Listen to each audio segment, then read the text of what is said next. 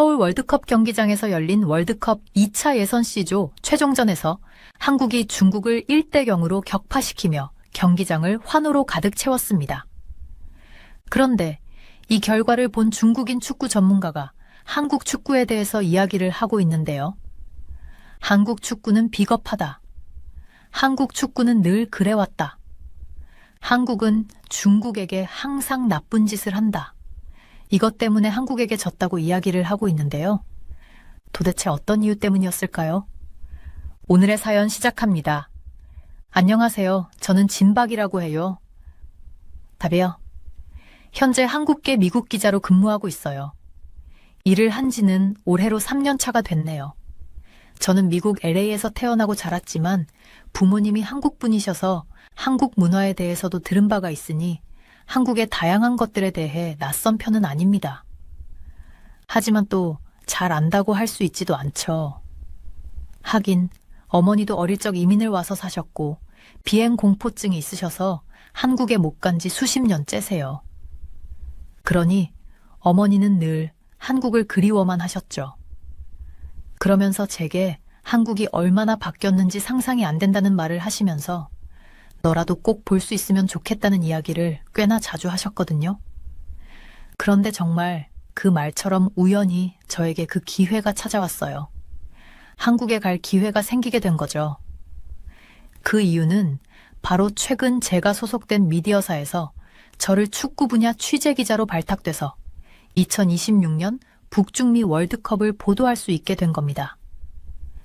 다양한 사람들, 다양한 문화를 가진 가치관들을 한자리에서 만날 수 있다고 생각하니 너무 떨려왔어요. 저는 궁금증이 넘치는 사람이거든요. 늘 저보다 선배들이 발탁이 되는 게 당연하다고 여기는 기회였는데 제가 가게 되다니 꿈만 같았어요. 정말 신났죠. 티를 안 내긴 했지만 사실 속으로는 그 누구보다 제가 꼭 됐으면 하는 기회였기 때문에 이번 취재는 정말 잘 해내고 싶다는 욕심이 피어났어요. 저는 오늘 한국에 입국하자마자 2일도 안 돼서 이렇게 글을 쓰는 거예요. 그만큼 따끈따끈한 소식이라는 이야기죠. 저는 한국으로 입국을 하자마자 숙소로 빠르게 이동해서 짐도 대충 풀러버렸어요. 맘 같으면 일정이고 뭐고 가보고 싶었던 곳들로 냅다 뛰어갔겠지만 호텔 체크인부터 해야 하는 게 규정이라 어쩔 수가 없었죠. 그래도 신나요. 방에 들어오니까 제 몸보다 큰 창문으로 되어 있더라고요. 그 창 밖으로 보이는 서울의 모습은 제가 들어오고 봐왔던, 그래서 아마 이런 느낌이겠지, 상상했던 것과는 차원이 다른 아름다운 뷰였거든요. 저의 빼곡한 취재 및 업무 일정표를 보면 정말 빡빡하지만 그래도 왠지 한국이라 그런지 평소보다 기운이 넘치는 기분이에요. 아무래도 제 뿌리인 곳에 드디어 와보서 그런 게 아닐까 싶어요. 너무 신이 나는 것 같아요. 저는 한국인 피가 흐르지만 한국이 처음이기도 하거든요. 한국이 이렇게 생겼구나. 계속 감탄하느라 시간이 아까워 미치겠다는 생각입니다. 엄마에게 제가 본 것들을 찍어서 보내주기만으로도 내 몸이 2개, 3개였으면 좋겠다는 엉뚱한 상상을 하기도 했으니까요. 당연히 이런 감상들에만 빠져 있을 수는 없겠죠. 저는 제 직업이 있고 저는 제 일을 사랑하는 프로니까요. 일에 집중을 안 한다 생각하는 분들이 있으시다면 그건 오산입니다. 물론 이를 가장 최우선 순위로 항상 두고 있다는 점 오해하지 말아주시길 바랄게요. 그게 기본이니까요. 그리고 이번 시즌 잘하면 다음에는 기회가 생기는데 많은 도움을 줄 것 같다는 생각에 잘하는 게 당연했어요. 저는 사실 평소에 그렇게 열정적인 성격은 아닙니다만 이번에 잘 보이고 싶어서 정말 그 어떤 언론사 직원들보다 발로 뛰며 정말 열정적이게 일을 했어요. 예를 들어 그들이 도착하기 훨씬 전에 가서 기다렸고 그들이 메인 거리에서 취재만 하고 갈 때 저는 그 뒤편 골목들까지 확인을 하며 현장에 달리 발생할지도 모르는 것들이나 견해도 많이 담았다고요.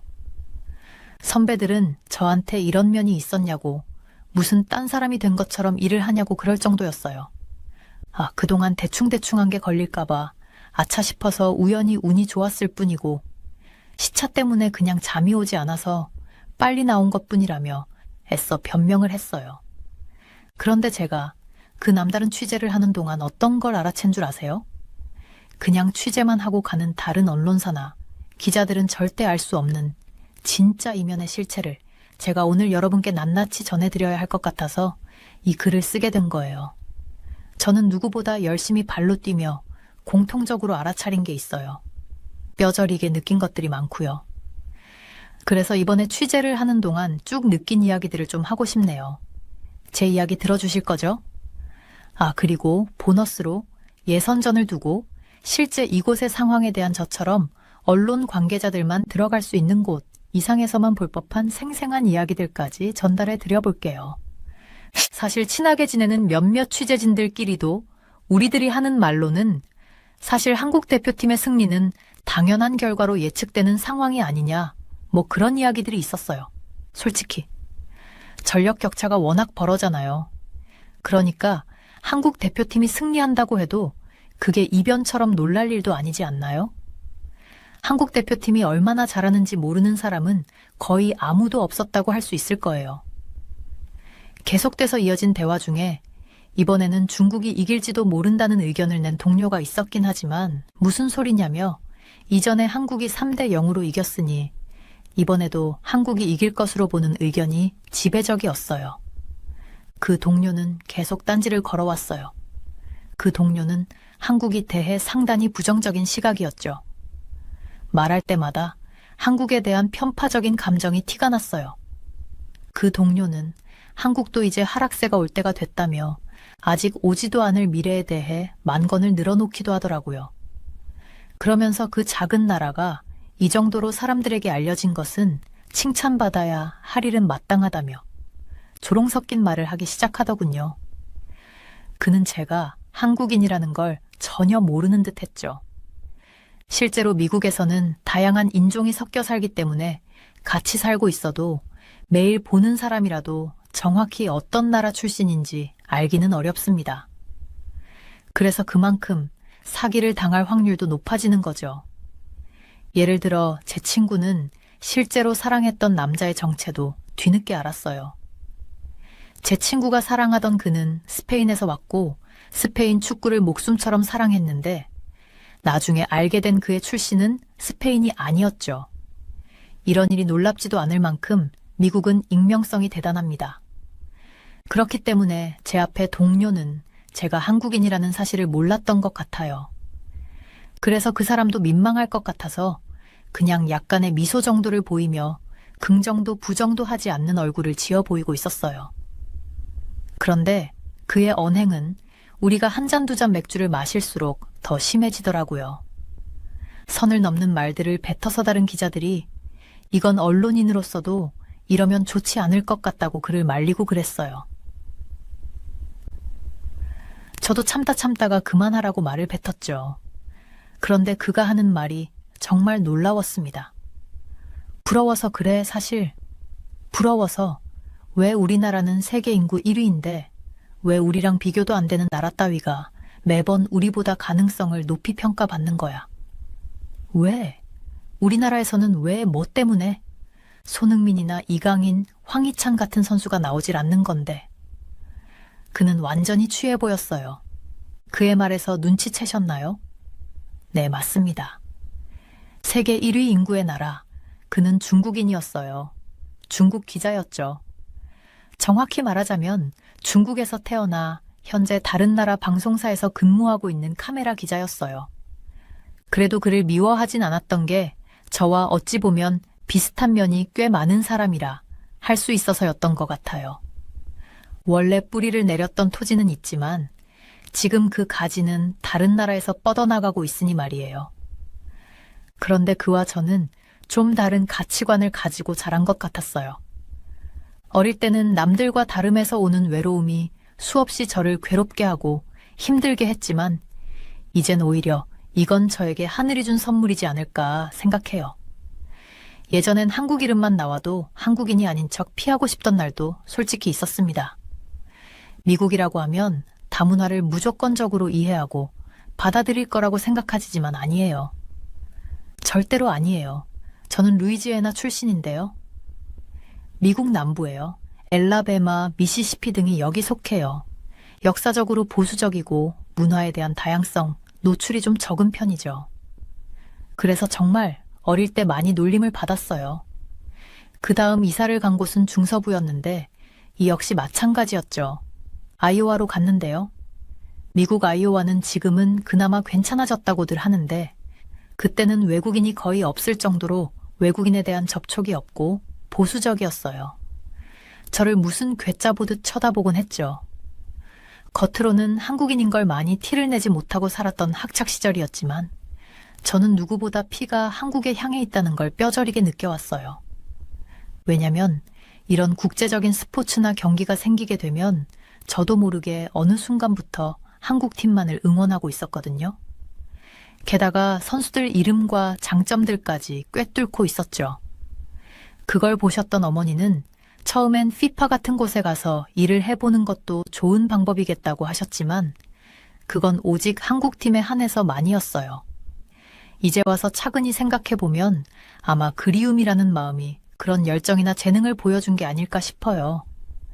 그래서 솔직히 저는 이번 경기도 당연히 한국이 이겼으면 해요. 그건 어쩔 수 없어요. 아니라고 해도 마음에서 그렇게 가고 있거든요. 하지만 저는 중간을 정확히 지켜야 하는 사람이기 때문에 최대한 티를 내지 않는 법을 익혔어요. 사람들 앞에서 절대로 티내지 않죠. 아마 그들도 그럴 거예요. 티를 내지 않는 데는 거의 선수들이죠. 저는 속으로 사실 내심 뿌듯해하고 있는 중이었어요. 2026년 북중미 월드컵 아시아 2차 예선에서 한국과 중국의 맞대결 전 한국팀은 지난 싱가포르전에서 최종 예선행을 이미 확정짓기도 했잖아요. 그런 한국이 이번 중국전에서도 최정계 멤버를 앞세워 톱시드 확보를 위한 승리를 다짐한 거나 다름없는 거예요. 반면 상대국인 중국은 지난 태국전만 생각해보더라도 완전히 졸전으로 최종 예선 진출이 불투명한 상황이잖아요. 서로의 클래스 차이가 여실히 느껴지는 부분입니다. 그런데 정말 의아한 게 있어요. 중국 선수들은 정말 뭐 때문인지 이유 모를 자신감을 내비치고 있다는 거였어요.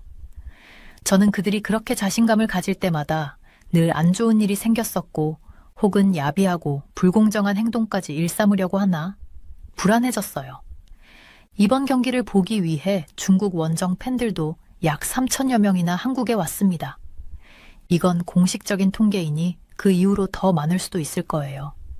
이 엄청난 원정 팬들의 앞에서 과연 어떤 결과를 보여주게 될지 양 팀의 자신만만함에 긴장감을 더해갔죠. 한국은 이미 조 1위를 확정지었지만 톱시드 확보를 위해서는 이번 마지막 경기에서 반드시 승리해야만 했습니다. 그리고 중국은 2차 예선 탈락 위기를 피하기 위해서는 이번 경기에 목숨을 걸고 총력전을 펼쳐야 하죠. 그리고 아쉬운 소식도 있었습니다. 이번 경기가 김도훈 한국 감독의 마지막 경기이기도 하다는 소식을 전해 들었거든요. 한국 축구계에서는 이번 중국전에서 반드시 이겨 아시아 3위 자리를 유지하고 3차 예선에서 유리한 고지를 선점하길 희망하고 있는 상황이었습니다. 하지만 같은 기자로서 정말 수치스러운 상황이 발생했습니다. 이런 행사는 양측이 화합을 위해 모이는 자리인데 기대감만 드러내도 될 텐데 중국은 전혀 다른 태도를 보이고 있었다는 거예요. 중국 현지 취재인들은 마치 한국 선수들과 팬들이 정말 야비하게 나쁜 짓을 하고 있는 것처럼 비난성 보도를 멈추지 않고 생성을 하고 있더군요. 함께 있는 그 자리에서도 말이에요. 그걸 믿어줄까? 저 말도 안 되고 증거도 없는 말을? 하는 것들까지도 그냥 발송을 하는 걸 보면서 중국의 언론 수준의 경악을 한 게 사실이에요. 아무리 언론을 통치한다고 하지만 사람들이 바보도 아니고 왜 이런 거짓된 정보들로 사람들을 흔드는 건지 도통 이해를 할 수가 없었어요. 드디어 중요한 한국과 중국의 경기를 앞두고 잠자리에 들려고 누워 있었습니다. 너무 잠이 안 와 뒤척이다가 맥주 한 캔을 먹고서야 눈을 감고 스르르 잠이 들려고 하며 휴식을 취하던 중 어디선가 소란스러운 소리가 들려왔습니다. 처음에는 무시하고 자 보려고 했지만 그 소리는 점점 더 커져 전혀 무시할 수 없는 상황까지 됐어요. 눈살을 찌푸리며 일어나 상황을 확인하려 했죠. 그런데 가만히 들어보니까 그 소리는 복도에서 들렸습니다. 영어도 아니고 큰 소리에 거친 말투였죠. 호텔 전화기를 들어 프론트에 확인해보니 중국인 관광객들이 술을 마시고 시끄럽게 구는 바람에 다른 투숙객들도 지금 모두 전화가 왔다고 죄송하다고 연신 사과를 하더더라고요. 아니, 호텔 직원들이 술을 먹으라고 강요한 것도 아니고 왜 사과를 해야 하죠? 아, 정말 갈수록 화가 머리 꼭대기까지 올랐어요. 호텔 직원에게 이 일에 괜찮은 거냐고 묻게 됐죠. 너무 힘이 들어 보였거든요. 그들의 잘못은 아니잖아요. 그 직원은 한숨을 내쉬며 이렇게 말했습니다. 네, 이런 일은 늘 발생할 수 있는 돌발 상황이에요. 하지만 이번에 축구 경기 때문에 중국에서 입국하는 손님들이 확 늘면서 이런 컴플레인이 물밀듯이 들어오고 있어서 걱정이에요. 그렇다고 인종을 나눠서 호텔 예약을 받을 수도 없고 말이에요. 중국 관광객들 중에는 이렇게 매너 없이 구는 분들이 종종 있습니다. 다른 나라 손님들과는 다르게 염치를 모르는 듯한 행동을 하시죠. 특히 술을 마시면 더 과격해지고 폭력적인 모습을 보이기도 합니다.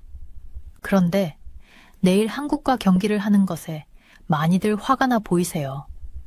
다들 한국의 승리를 예상한다면서요. 그래서 이번에는 특히 화를 내는 분들이 많으신 것 같아요. 저는 그 소리를 듣고 그녀에게 기운을 내라는 말밖에는 해줄 수가 없었죠. 정말 겨우겨우 조금이라도 잠을 잔 이튿날 아침 호텔 로비에서 룸 청소를 해주시는 직원 한 분을 만났습니다. 그분에게 어제 있었던 일을 혹시 들으셨나 취재차 물었습니다. 통역기를 사용해 그분에게 보여드렸죠. 그분은 안경을 끼신 다음 제가 쓴 글자를 보시더니 갑자기 표정이 싹 굳어지시면서 고개를 절레절레 젓더니 혀를 끌끌 차셨습니다. 그러면서 저에게 손짓을 하시기 시작했죠. 그러곤 절 어디론가로 데려가셨어요. 그러고 한방 문 앞에 도착했습니다. 그녀는 그 문을 열었어요. 저는 정말 소름이 돋고 화가 밀려왔습니다. 같은 호텔방인데 거긴 거의 쓰레기장에 가까웠어요. 잔인한 수준으로 오물테러의 베개를 싹둑싹둑 가위로 다 잘라놓은 상태에 이로 말할 수 없는 참혹한 광경이었습니다. 그 다음에 몇 개 더 중국인들이 머문 방이라며 보여주기 시작했는데 그런 방들도 거의 다를 바가 없었죠. 어떤 방은 전자제품들을 훔쳐가려고 선을 뜯어보려다가 실패한 흔적도 있더라고요. 나가면서 어제 저와 통화를 했던 직원분이 어제 위로해 주셔서 감사하다며 인사를 걸어왔어요. 저는 그녀에게 지금 보고 온 상황에 대해 너무 충격적이라고 말했어요.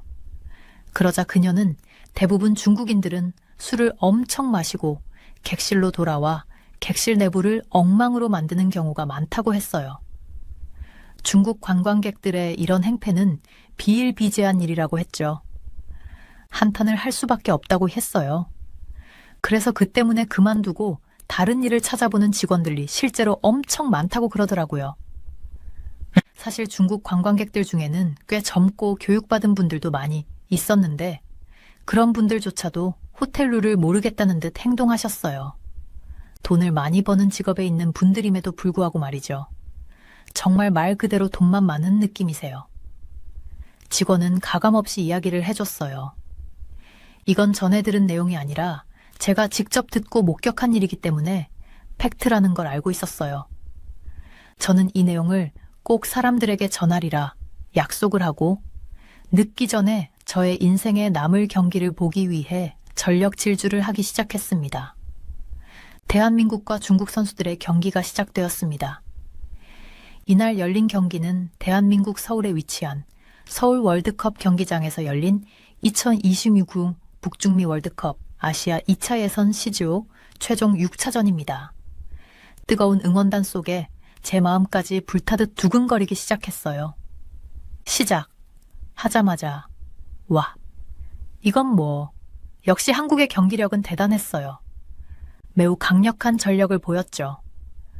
심장이 두근거리고 타들어갈 것만 같았습니다. 정말 중국 원정 팬들이 어마어마하게 왔더라고요. 경기는 그 어느 때보다 정말 치열했던 것 같아요. 전반전 내내 중국의 밀집 수비에 막혀 답답했지만 손흥민이 드리블 돌파로 균열을 만들어낼 때마다 관중석이 술렁였어요. 김도훈 감독이 전반 15분에 이재성 대신 주민규, 박승국 대신 황재원을 투입하면서 분위기가 확 바뀌었죠. 그리고 대망의 후반이 최고였죠. 후반 16분이 되자 이강인이 멋진 골을 넣었을 때는 정말 믿기지 않았어요. 저도 그러면 안 되지만 악소리가 새어나왔거든요.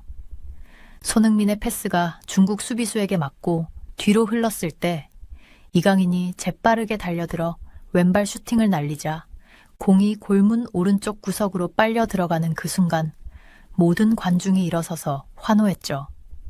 저도 발을 동동 굴리며 행복해했고요. 이강인이 지난 경기에서도 득점을 기록했지만 오늘의 골은 정말 각별했어요.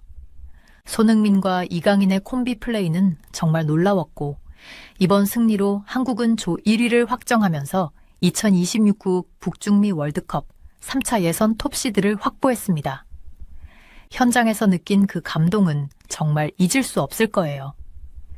경기를 마친 후 취재차 촬영팀과 사진을 찍는 과정에서 저에게 한국에 대해 무시하는 발언을 계속했던 중국 기자 동료를 마주쳤어요. 저는 그에게 다가가 말을 했죠. 우리나라 경기 끝내주지. 그에게 제가 한국인인 걸 드디어 말했죠. 그는 원래도 중국이 패배해서 마치 울 것 같은 표정이었는데 제 이야기까지 듣더니 완전히 울컥한 표정이더라고요. 그렇게 통쾌할 수가 없었어요. 오늘 서울 월드컵 경기장에서 열린 2026 북중미 월드컵 아시아 2차 예선 마지막 경기는 제 인생 경기로 남을 것 같아요. 이강인이 선제 결승골을 터뜨리는 순간과 마지막에 손흥민이 보여준 제스처까지 말이에요. 그 현장에서 전 그냥 팬에 불과했던 것 같아요. 그럼 안 되는데 말이죠. 정말이지 믿어지지 않는 감동이 밀려왔습니다. 전반전 동안 중국의 단단한 수비에 고전했지만 후반에 이강인이 손흥민의 크로스를 받아 강력한 왼발 슈팅으로 골망을 흔들었죠. 그 순간 모든 관중이 환호했고 손흥민도 함께 기뻐하는 게 보였어요. 그 덕에 경기장에 있던 모든 팬들의 환호성은 정말 난리가 날 정도였죠. 공간이 흔들리는 정도의 환호성이었으니까요. 이로써 한국은 5승 1무라는 결과로 2차 예선을 마치며 조 1위로 3차 예선에 진출했어요. 손흥민은 이번 예선에서 매서운 골 감각을 보여주며 팬들에게 역시 손흥민이라는 찬사를 받았습니다. 근데 그는 정말 그럴만 하더라고요. 이 승리로 한국은 11연속 월드컵 본선 진출을 향한 순항을 이어가는 셈입니다. 얼마나 흥분되면 제가 잠도 안 자고 이렇게 여러분에게 사연을 쓰고 있나 모르겠어요. 그런데 저는 지금 감정을 꼭 남겨두고 싶어요. 그 언제보다 무엇보다 뿌듯하거든요. 과거엔 단 한 번이라도 한국인인 걸 눈치채질 않길 바란 적이 있었던 제가 부끄럽습니다. 이젠 단 1초라도 제가 한국인이란 걸 빨리 알아봐주면 좋겠어요. 그리고 가장 인상 깊었던 건 한국 팬들의 축구 경기 후의 모습이었습니다. 자신의 흔적을 안 치우면 무슨 벌금이라도 내야 하는 것도 아닌데 정말 열심히 너나 할 것 없이 치우는 모습이 인상적이더라고요. 게다가 질서도 잘 지키고 아이와 함께 온 가족이나 여성분들, 좀 더 나이가 있으신 어른들 우선으로 양보하고 길을 터주는 모습들을 목격하면서 참 감사했어요. 제가 이런 곳 나라 출신이라는 게 말이에요. 정말 한국 선수들은 충분히 증명할 만큼 보여줬다고 생각해요. 한국 팬들의 성숙한 문화도 봤고요. 두 국가 간의 예절과 에티켓 차이도 몸소 느꼈습니다. 어제 경기가 끝난 후 중국 팬들이 나간 자리는 아수라장이었습니다. 쓰레기장을 방불케 했죠. 경기가 끝난 이후에는 또 말도 안 되는 이야기까지 만들어내며 결과에 인정을 못하는 모습까지 보이고 있어요. 정말 황당한 건 경기가 끝나고 나서 중국 팀들이 내는 보도나 주장을 보니 한국 팀이 이긴 이유가 편파 판정이었느니, 뭐 한국 축구는 비겁하다느니, 늘 한국은 중국에게 나쁜 짓을 해왔다는 등 연일 말도 안 되는 주장을 하고 있더군요. 제가 직접 봤기 때문에 절대 아니란 걸 그 누구보다 압니다. 그래서 더 중국이 주장하는 한국에 대한 말도 안 되는 말들은 그들이 수준이 얼마나 낮은지 여실히 보여주는 게 아닐까 싶어요. 이쯤 되면 스스로가 부끄럽지 않을까요? 아마 이 자세한 내막을 모르는 사람들은 중국 매체들이 주장하는 저 말도 안 되는 말 중에 하나라도 믿을 수 있을지도 몰라요. 하지만 진실은 언제나 수면 위로 드러난다는 걸 저는 알아요. 제 경험상 항상 그렇거든요. 그래서 저는 진실을 알리기 위해 이 글을 쓰면서 제가 본 그대로의 상황을 저희 언론사 블로그에 올릴 거예요. 생생한 저의 경험담을 말하면서 중국이 사실이 아니라는 걸 똑똑히 전하려고 해요. 그래서 더 많은 세계 팬들에게 똑바로 볼 수 있는 기회를 선사하고 싶습니다. 그게 바로 제가 할 일이니까요. 무엇보다 한국인이라는 게 자랑스럽다고 계속해서 생각하게 해주는 나라라서 한국에게 정말 감사하다는 말씀 꼭 전하고 싶네요. 감사합니다. 언제나 응원하고 사랑하는 한국이 지금처럼 꼼수가 아닌 실력으로 인정받아 오래오래 사람들에게 사랑받길 누구보다 바라고 또 언론인으로서 지켜보도록 하겠습니다. 감사합니다. 여러분, 안녕하세요. 저는 워싱턴에 위치한 국제뉴스 에이전시에서 일하는 탐사기자 마이클 도노반이라고 합니다. 세계의 여러 주제에 대해서 취재를 하고 있어요. 많이 바쁘지만 그만큼 사람들에게 필요한 정보를 제공하는 것만큼 보람찬 일도 없다고 생각하며 일을 하고 있어요. 저는 오늘도 평소와 같이 서류 더미와 반쯤 읽은 책들로 둘러싸인 사무실에 앉아 있었어요. 그때 편집장님께서 저를 부르셨어요. 회의 중에 편집장님은 저에게 새로운 임무를 주셨는데 이번엔 제네바에서 열리는 대규모 국제안보회의를 취재하는 거였어요. 솔직히 말씀드리면 저는 그다지 신이 나지는 않았어요. 물론 제네바는 아름다운 도시이지만 그분들이 제게 쓰라고 하신 주제는 별거 아닌 것 같았거든요.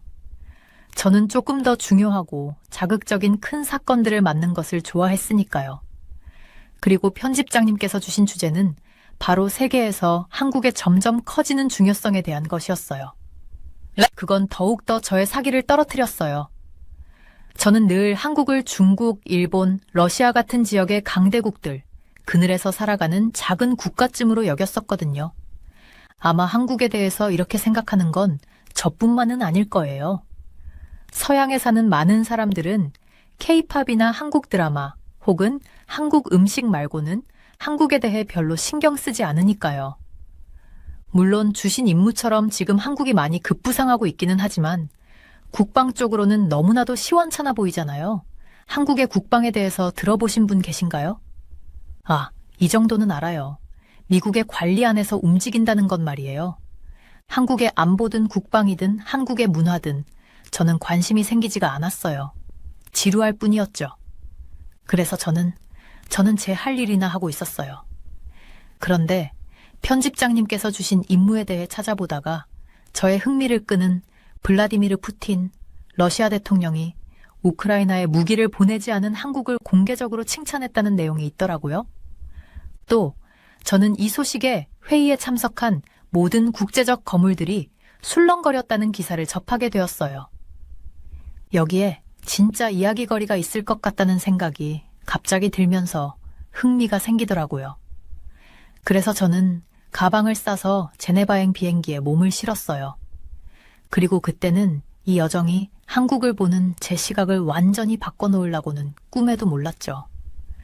저는 제네바에 도착하자마자 저는 곧장 호텔로 가서 짐을 풀고 회의 준비를 시작했어요. 회의는 시내 중심가에 있는 화려한 컨벤션 센터에서 열렸어요. 첫날 회의장으로 걸어 들어가자 전 세계에서 온 외교관, 군 수뇌부, 국제관계 전문가 등 중요해 보이는 사람들로 이미 가득 차 있었죠.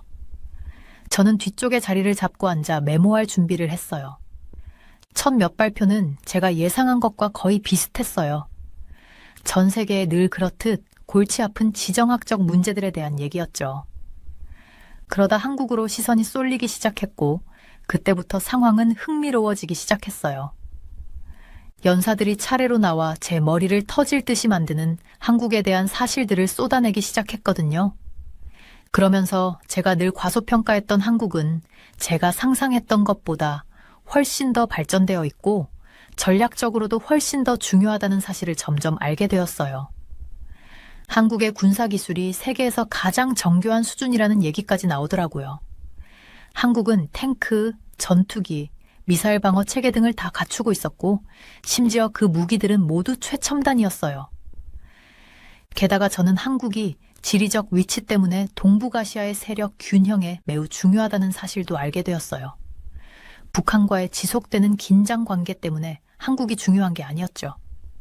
한국은 이 지역의 안정을 유지하기 위한 동맹국으로서 미국에게도 필수적인 존재였던 거예요. 회의에 참석한 전문가들의 말씀을 들어보니 한국은 모든 것을 하나로 묶어주는 없어서는 안 될 핵심 축 같았어요. 저는 회의를 참석하는 동안 인정해야 했어요. 노트에 열심히 메모하면서 앉아있는 동안 한국에 대한 제 예전 가정들이 무너지기 시작했다는 걸 말이죠. 제가 이 나라에 대해 완전히 잘못 생각하고 있었던 걸까요? K-팝과 김치 말고도 훨씬 더 많은 이야기들이 한국에 있을 수 있을까요? 점심 식사 후 저희는 다시 회의에 뛰어들었고 계속해서 새로운 사실들이 밝혀졌어요. 한국을 주목해야 할 나라로 만드는 건 군사력만이 아니었어요. 호황을 누리는 경제와 최첨단 산업도 엄청난 요인이었죠. 연사들은 한국의 삼성, 현대, LG 같은 기업들이 전자, 자동차, 조선 등의 분야에서 세계를 선도하고 있다는 점을 줄곧 강조했습니다. 게다가 한국에는 소프트 파워도 있었어요. 강압이 아닌 문화를 통해 전 세계인의 마음을 사로잡는 능력 말이죠. 제가 하찮게 여겼던 그 많은 한국 드라마와 K-팝 그룹들이요. 알고 보니 그것들은 한국이 전 세계에 영향력과 명성을 쌓기 위한 전략의 핵심 부분이더라고요. 그 첫날이 끝날 즈음에 제 머리는 핑핑 돌았습니다. 제가 한국에 대해 알고 있다고 생각했던 모든 것들이 완전히 뒤바뀌었으니까요. 이 나라는 세계 무대의 작은 배역이 아니었습니다. 오히려 제가 상상했던 것보다 훨씬 더 많은 면에서 주목해야 할 강대국이었죠. 그날 밤 저는 호텔방으로 돌아가 기사 작성에 착수하면서 저는 한 가지 사실을 확신했어요. 제 편집장님 말씀이 맞았어요. 이번 과제는 결코 하찮은 게 아니었어요. 사실 이건 제 커리어 최고의 특종이 될지도 모르겠어요. 다음 날 저는 커피를 한 손에 들고 국제 안보의 세계로 다시 뛰어들 준비를 하며 대회의장으로 걸어 들어갔어요. 사람들이 인사를 나누고 자리에 앉는 동안 에너지로 가득 찬 회의장은 웅성거렸죠. 저는 이번에는 앞쪽에 자리를 잡았어요. 무엇 하나라도 놓치고 싶지 않았거든요. 발표가 시작되자마자 저는 노트를 펼쳐 펜을 들었습니다. 그리고 오늘 제가 전날보다 더 큰 충격을 받게 될 줄은 꿈에도 몰랐죠. 첫 몇 연사들은 한국의 군사력에 초점을 맞췄는데 그 디테일들이 정말 놀라웠어요. K2 전차나 KF-21 보람의 전투기 같은 최첨단 무기 체계에 대해 얘기했죠. 이런 무기들은 종이에 적힌 수치만 인상적인 게 아니었어요. 한국의 방어 능력과 군사력 투사면에서 게임의 판도를 바꾸는 무기였달까요? 하지만 한국 군대를 그렇게 강하게 만드는 건 하드웨어뿐만이 아니었습니다. 연사들은 한국군의 엄청나게 높은 수준의 훈련과 준비성을 강조했어요. 언제든 위기에 즉각 대응할 준비가 되어 있고 다양한 상황에 신속하고 효과적으로 대응할 수 있는 군대라는 것을 말이죠. 저는 메모를 하면서 한국이 이룬 성과에 대해 점점 커지는 존경심을 느끼지 않을 수 없었습니다. 한국은 그저 뒤로 물러나 다른 국가들이 주도하는 걸 보고만 있는 나라가 아니었어요. 오히려 자국의 운명을 스스로 개척하려는 결연한 의지를 지닌 국가였죠. 하지만 그 중에서도 진짜 폭탄은 한국이 미국 동맹 체제에서 갖는 역할에 대한 주제로 넘어갔을 때 터지게 되었어요. 연사들은 한국이 그저 소중한 파트너가 아니라 절대적으로 필수 불가결한 존재라는 점을 계속해서 강조했죠. 한국의 전략적 위치, 강력한 군사력, 동맹에 대한 확고한 의지를 어제보다도 더 자세하게 근거를 들며 이야기해 주었어요. 덕분에 이 모든 것들이 21세기의 거대한 지정학적 체스판 게임에서 한국을 없어서는 안 될 존재로 만들었다는 것을 알 수가 있었죠. 저는 한국을 보잘것없는 국가로 치부했던 예전 생각을 떠올리며 당황스러워졌어요. 어떻게 제가 그렇게 눈이 멀 수 있었을까요? 증거는 이미 제 눈앞에 있었고 그 분야 최고의 전문가들이 세세하게 설명해주고 있었는데 말이에요. 오전 세션이 끝나갈 즈음 저는 이미 기사를 작성하기 위해 노트북 앞으로 달려가고 싶은 마음에 들떠 있었어요. 하지만 문으로 향하려는 순간에 누군가가 어깨를 두드리는 손길이 느껴졌어요. 저는 깜짝 놀라 뒤돌아보았고 밝게 웃고 있는 아름다운 한 여성과 눈이 마주쳤습니다. 안녕하세요. 그녀가 말했어요. 마이클 도노반 씨 맞죠? 저는 미셸이라고 해요. 저는 고개를 끄덕이며 그녀와 악수를 했습니다. 네, 맞습니다. 만나서 반갑습니다. 미셸 씨. 저도 반가워요. 그녀가 말했죠. 몇 년 동안 당신의 기사를 읽어왔어요. 항상 당신의 팬이었죠. 괜찮으시다면 잠깐 이야기 좀 나눌 수 있을까요? 제가 가지고 있는 한국 관련 주제에 대해 가진 생각들이 도노반 씨의 관심사와 꽤 맞을 것 같거든요. 저는 잠시 망설였습니다. 사실 지금 당장 기사 작성을 시작하고 싶었거든요. 하지만 미셸 씨의 열정에는 무언가 감염되는 게 있었어요. 게다가 그녀가 통찰력을 공유하고 싶어 한다면 저에게 나쁠 건 없다는 생각이 들었죠. 물론이에요. 제가 말했습니다. 오후 세션 시작. 전까지는 시간이 좀 있으니까 커피 한잔 하면서 얘기할까요? 저의 제안에 미셸 씨가 환하게 웃었습니다. 완벽하네요. 제가 딱 좋은 곳을 알고 있어요. 그렇게 저희는 회의장을 나와 화창한 제네바 거리로 걸어 나왔어요. 미셸 씨는 회의장을 나서면서 자신의 이야기를 들려주기 시작했죠. 그녀는 완전한 한국 전문가더라고요. 그녀는 몇 년 동안 한국에서 살았고 한국어도 유창하게 구사했으며 한국 문화도 속속들이 알고 있었어요.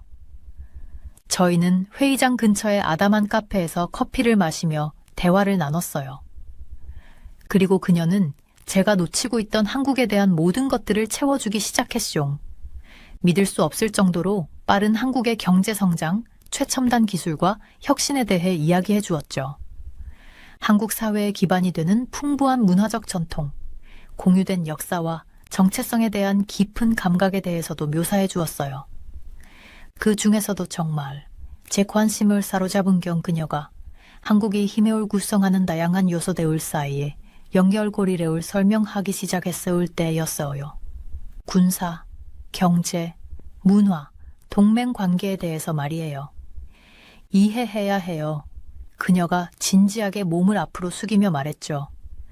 한국이 하는 모든 일, 구축하는 모든 역량, 육성하는 모든 관계는 지역과 세계에서 한국의 위상을 확립하기 위한 전략의 일부거든요. 저는 뒤로 기대한 자 머릿속이 복잡해지는 걸 느꼈어요. 마치 완전히 새로운 한국을 보고 있는 것 같았어요. 지난 이틀 동안 배운 모든 파편적인 조각들이 그냥 고립된 사실과 수치가 아니었던 거죠. 미셸 씨는 그런 제 모습을 알아차린 듯 미소를 지었어요. 꽤 충격적이죠? 우린 겨우 겉핥기만 하고 있었을 뿐이에요. 한국은 아직도 발견할 게 훨씬 더 많답니다. 그러다 그녀가 시계를 힐끗 보더니 일어섰습니다. 전 이만 가봐야겠어요. 오늘 밤에 지역 커뮤니티 센터에서 큰 한국 문화 행사를 돕고 있거든요. 시간 되신다면 한번 들러보세요. 아마 완전히 새로운 시각을 갖게 될걸요. 저는 잠시 망설였어요. 문화 행사라니 사실 제가 늘 다루던 분야는 아니었거든요. 하지만 미셸 씨는 벌써 제 고정관념을 많이 깨부순 상태였죠. 좋아요. 제가 말했죠. 그럼 거기서 뵙겠습니다. 미셀 씨가 활짝 웃었습니다. 멋지네요. 절대 후회하지 않으실 거예요. 완전 놀라실걸요. 경쾌하게 손을 흔들며 그녀는 붐비는 거리 사이로 사라졌어요. 저는 제 생각들과 홀로 남겨졌죠. 갈겨 쓴 메모들과 반쯤 형성된 깨달음들로 빼곡한 제 노트를 내려다보았어요. 겨우 하루 반 만에 제가 얼마나 많은 것을 깨달았는지, 얼마나 많은 것이 변했는지를 생각했죠. 하지만 저는 아직 갈 길이 멀다는 것도 알고 있었어요. 미셀 씨가 작별 인사로 남긴 말이 계속 머릿속에 맴돌았죠. 발견할 게 훨씬 더 많아요. 만약 그게 사실이라면 저는 그럴 것 같다는 느낌이 들었어요. 그럼 제가 안주할 수 없다는 뜻이겠죠. 계속 파고들어야 했어요. 계속 노력하고 이 복잡하고 매력적인 나라인 한국을 이해하기 위해 애써야만 했습니다. 그날 저녁 한국문화 행사장에 도착했을 때는 이미 한창이었어요. 장소는 온갖 배경의 다양한 연령대 사람들로 붐볐고 그들은 여러 전시와 활동을 둘러보며 대화를 나누고 웃고 있었어요. 들어서자마자 저는 그 공간의 역동적인 에너지에 압도되었죠. 밝은 현수막과 다채로운 포스터들이 벽을 장식하고 있었는데 전통 예술부터 현대 음악, 첨단 기술까지 한국 문화의 다양한 면모를 보여주고 있었거든요.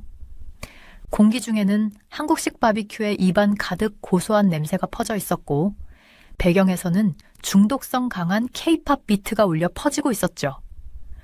미셸 씨가 열정적으로 보이는 젊은이들과 깊은 대화를 나누고 있는 걸 건너편에서 발견했어요. 그녀는 저와 눈이 마주치자 손을 흔들며 저를 불렀죠. 활짝 웃는 얼굴이었습니다. 마이클, 오셨네요. 그녀가 말하며 저를 껴안았어요. 어때요? 끝내주죠. 솔직히 인정하자면 감명받았습니다. 지금까지 많은 문화 행사에 가봤지만 이번 행사에는 특별한 무언가가 있었어요. 공간 구석구석에 스며들어 있는 눈에 띄는 자부심과 열정 말이에요. 미셀 씨가 절 그녀의 친구들에게 소개해 주었는데 활기찬 재미교포들, 교환학생들, 현지 한국 마니아들이었죠. 그들의 열정에 휩싸이는 제 자신을 발견했습니다. 그들은 저에게 한국에 대한 사랑을 기꺼이 나누고 싶어 했어요. 최신 한국 드라마 스토리부터 한국 정치의 복잡한 이면까지 모든 것을요. 얼마 후 미셀 씨가 절 한쪽으로 데려가더니 걱정스러운 얼굴로 물었거든요. 마이클, 괜찮아요? 안색이 좋지가 않은데요. 망설였습니다. 축제 분위기를 깨고 싶진 않았거든요. 하지만 미셸 씨는 편안하게 마음을 열 수 있게 만드는 재주가 있었어요. 마치 그녀에게 털어놓아도 절대 비난하지 않을 것 같달까요? 그냥 하면서 제가 입을 열었죠. 적절한 단어를 찾느라 애쓰면서요. 이 모든 게 조금 혼란스러워서요. 이 모든 것들이 어떻게 이렇게 잘 조화롭게 움직일 수 있는지 신기하네요. 지난 이틀 동안 한국에 대해 정말 많은 걸 배웠어요. 군사력, 경제력, 문화적 영향력 등등요. 하지만 이 모든 게 어떻게 맞물리는 걸까요? 이 모든 걸 관통하는 게 대체 뭘까요? 미셸 씨는 잠시 생각에 잠겼다가 제 쪽으로 몸을 숙였어요. 자, 들어보세요. 그녀가 말했죠. 제 생각의 핵심은 바로 균형이에요. 저는 인상을 찌푸렸습니다. 아직 와 닿지 않았거든요. 균형이요? 무슨 뜻인가요? 생각해보세요. 미셸 씨가 말했죠. 한국은 끊임없이 다양한 힘과 우선순위 사이에서 균형을 잡고 있어요. 북한의 위협을 억제하려면 강력한 군대를 유지해야 하지만 동시에 이웃 국가들과 평화로운 관계도 구축해야 하죠. 세계 경제에서 경쟁하려면 동시에 자국민도 보살펴야 해요. 전통 문화를 보존하면서도 혁신과 변화도 받아들여야만 하고요. 그녀는 잠시 말을 멈췄어요. 제가 그녀의 말을 곱씹을 수 있도록요. 한국의 천재성은 그녀가 이어 말했죠. 이런 것들을 모순으로 보지 않는다는 거예요. 오히려 이것들이 상호보완적으로 보는 거죠. 항상 조화를 이루는 방법을 모색하고 경쟁적인 요구 사이에서 균형점을 찾으려 해요. 저는 미셸의 말에 천천히 고개를 끄덕였습니다. 머릿속에서 조각들이 맞춰지기 시작하면서요. 미셸 씨, 말이 맞았어요. 지난 며칠 동안 한국에 대해 배운 모든 것, 한국의 힘과 영향력을 구성하는 다양한 측면들이 모두 미묘한 균형 잡기의 일부였던 거죠. 복잡하고 종종 혼란스러운 세상에서 안정과 평형을 찾기 위한 끊임없는 노력 말이에요. 균형, 저는 되뇌었죠. 미셸 씨라기보다는 제 자신에게 하는 말처럼요. 이제 조금 알 것 같네요. 미셸 씨가 씩 웃더니 제 어깨를 툭 쳤어요. 날 믿으세요, 마이클. 그녀가 윙크하며 말했죠. 시간이 지날수록 저는 미셸 씨의 말이 계속 머릿속에 맴돌았어요. 모든 게 균형에 관한 거예요. 미셸 씨의 말대로 어디를 봐도 균형이 실현되고 있었어요. 밤이 깊어 사람들이 흩어지기 시작하자 저는 활기차고 영감을 얻고 그 어느 때보다 호기심 가득한 상태가 되었어요. 한국에 대해 배울 게 아직도 많다는 건 분명했죠.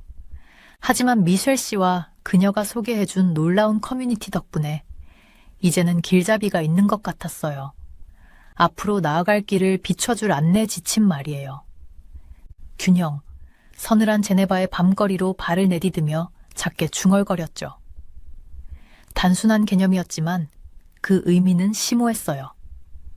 한국이 지정학에서 문화, 개인에 이르기까지 그렇게 다양한 수준에서 균형의 기술을 터득했다면 어쩌면 나머지 세계에 가르쳐줄 게 있는 게 아닐까요? 호텔로 걸어가는 동안 제 마음은 벌써 다음 날 회의에 가 있었어요. 다시 빠져들어 이 끝없이 복잡하고 매력적인 나라를 계속 탐구하고 싶었죠. 하지만 이번에는 새로운 관점, 한국이 어떻게 움직이는지에 대한 새로운 이해를 가지고 할 생각이었어요. 모든 형태의 균형을 찾아볼 것이고 그렇게 함으로써 한국을 어쩌면 세계까지도 완전히 새로운 시각으로 바라볼 수 있기를 희망했죠. 다음 날 아침, 저는 새로운 목적의식을 가지고 일어났습니다. 미셸 씨가 균형에 대해 해준 통찰은 계속 제 마음에 남아 있었고 그것이 오늘의 회의에 어떻게 적용될지 보고 싶었거든요. 제가 다시 대회의장으로 걸어 들어가자 공기 중에 뭔가 다른 느낌이 감도는 것 같은 기분이 들었어요. 오늘의 발표는 더 진지한 톤을 띠고 있었죠. 앞선 발표에서는 느껴지지 않았던 무게감 말이에요. 저는 자리에 앉아 노트를 꺼내 들고 더 깊이 파고들 준비를 했어요. 첫 몇 연사들은 꽤나 무거운 주제에 초점을 맞췄어요. 이 지역을 형성하는 복잡한 동맹과 경쟁 관계의 그물, 평화를 유지하는 억지와 외교의 미묘한 춤사위 같은 것들 말이죠. 하지만 하루가 지날수록 새로운 주제가 떠오르기 시작했어요. 미셸 씨의 말을 기이할 정도로 정확하게 되새기게 만드는 주제였죠. 그리고 그 이후로는 연사들이 하나둘 동북아시아에서 균형 잡는 힘으로써 한국의 점점 커지는 중요성에 대해 이야기하기 시작했어요. 한국의 전략적 파트너십, 경제적 영향력, 문화적 영향력 등이 이 지역의 지배적 국가들의 힘을 상쇄하는데 점점 더 중요해지고 있다고 설명했죠. 하지만 진짜 폭탄은 그날 오후 늦게 비공개 회의에서 터졌습니다. 한 고위 정보관리가 심각한 표정으로 무대에 올라서자 회의장은 조용해졌어요. 그녀는 저를 충격에 빠뜨린 일련의 폭로를 쏟아내기 시작했죠. 러시아가 이 지역에서 심각한 움직임을 보이고 있었고 한국이 그 계획의 중심에 있다는 거였어요. 푸틴의 최근 제스처, 우크라이나 사태에서 한국의 자제를 칭찬한 것들이 그냥 빈말이 아니었던 거죠. 그것들은 한국을 전통적 동맹으로부터 떼어내서 러시아의 이익에 유리한 새로운 세력 균형을 만들려는 계산된 전략의 일부였죠. 그 의미는 엄청났어요. 제가 한때 하찮은 국가로 치부했던 한국이 이제 세계 강대국 중 하나에 의해 적극적으로 구애를 받고 있었던 거예요. 한국의 선택, 동맹관계, 심지어 국가로서의 정체성마저도 이제 세계적 차원의 문제가 되어버린 거죠. 그 관리가 하나하나 증거를 쌓아가며 설명할수록 저는 회의장에 점점 고조되는 흥분을 느낄 수 있었어요. 이건 정말 큰 일이었어요. 우리가 예상했던 것보다 훨씬 더 큰 사건이었죠. 제가 제네바까지 와서 취재하려던 이야기는 갑자기 제 생각보다 훨씬 더 중대한 무언가로 터져버린 거예요. 그 순간 저는 단순히 사실만 보도하는 것 이상을 해야 한다는 걸 깨달았어요. 사람들이 이게 왜 중요한지, 왜 세계에서 한국의 역할이 그토록 결정적인지 이해할 수 있도록 만들어야 했죠. 가장 냉소적인 독자라도 관심을 가지고 주목하게 만들 정도로 이 이야기에 생명을 불어넣어야만 한다는 생각이 들었어요. 회의가 끝나자마자 저는 거의 뛰다시피 호텔방으로 돌아갔어요. 머릿속은 온갖 아이디어로 소용돌이치고 있었죠. 노트북을 켜자마자 미친 듯이 타이핑하기 시작했어요. 마치 댐이 터진 것처럼 쏟아지는 글들이었죠. 저는 한국의 역사에 대해 썼어요. 전쟁의 폐허에서 경제대국으로 도약한 믿기 힘든 여정에 대해서요. 만난 사람들, 그들이 조국에 대해 가진 열정과 자부심에 대해 썼죠. 예술, 음악, 음식 등 한국만의 고유한 특징을 만드는 모든 작은 요소들에 대해서도 썼습니다. 하지만 무엇보다 균형에 대해 썼어요. 한국이 어떻게 항상 강대국들 사이에 끼어 위태로운 지정학적 풍파를 헤쳐나가야 했는지에 대해 썼죠. 그런 도전을 기회로 바꾸고 자국의 유리한 세력 균형을 만들기 위해 축으로서의 위치를 활용하는 법을 배웠다는 걸 써내려갔습니다. 손가락이 아프고 눈이 따가워질 때까지 제네바의 지평선 너머로 해가 진 지 오래될 때까지 계속 썼어요. 그리고 마침내 그 기사를 전송했을 때 탈진한 듯한 환희가 밀려왔죠. 이것이 바로 제가 언제나 꿈꿔왔던 종류의 기사였어요. 세상에 진정한 변화를 가져올 수 있는 그런 일 말이에요. 회의의 나머지는 눈 깜짝할 새에 지나갔습니다. 세션에 참석하고 인터뷰를 진행하고 손이 쥐가 날 때까지 메모를 했죠. 하지만 제 마음은 이미 앞서 나가고 있었어요. 제 기사가 가져올 영향에 대해 생각하면서요. 워싱턴으로 돌아왔을 때 마주한 제 기사에 대한 반응은 신속하고도 강력했어요. 정책 입안자들은 전략을 조정하느라 분주했고 외교관들은 동맹 관계를 강화하기 위해 초과 근무를 했으며 군사 전략가들은 긴급 상황에 대한 대비책을 다시 생각하게 되었죠. 하지만 제게 가장 감동적인 반응은 한인 커뮤니티로부터 온 것이었어요. 제 기사가 자신들의 목소리를 대변해 주었다며 자부심과 고난을 표현해 주었다며 이메일, 편지, 심지어 눈물 어린 전화까지 받았죠. 저널리즘을 하게 된 근본적인 이유를 겸허하게 되새기게 해준 일이었습니다. 중요한 이야기에 빛을 비추고 너무 자주 무시되곤 하는 목소리에 플랫폼을 제공하는 게 바로 이 일의 본질이니까요. 다시 일상으로 돌아오면서도 한국 생각을 자주 하게 되었어요. 그 믿을 수 없는 여정과 배운 교훈들 말이에요. 열정 넘치는 미셸 씨, 문화 행사에 생기 넘치는 에너지, 비공개 브리핑의 엄숙한 무게감까지. 하지만 무엇보다도 균형에 대해 많이 생각했죠. 종종 통제 불능으로 치닫는 것 같은 세상에서 한국은 균형을 찾는 힘을 보여주었으니까요.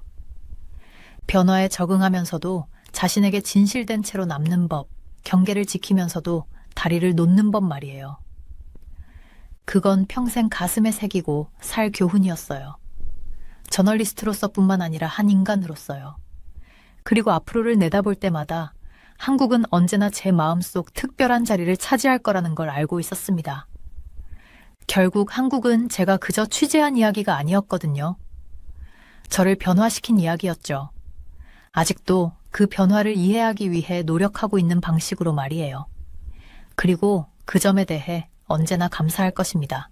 위에 다른 따뜻한 사연들도 있으니 꼭 시청해주세요. 구독과 좋아요 부탁드릴게요. 끝까지 시청해주셔서 감사합니다. 그럼 내일 또 만나요.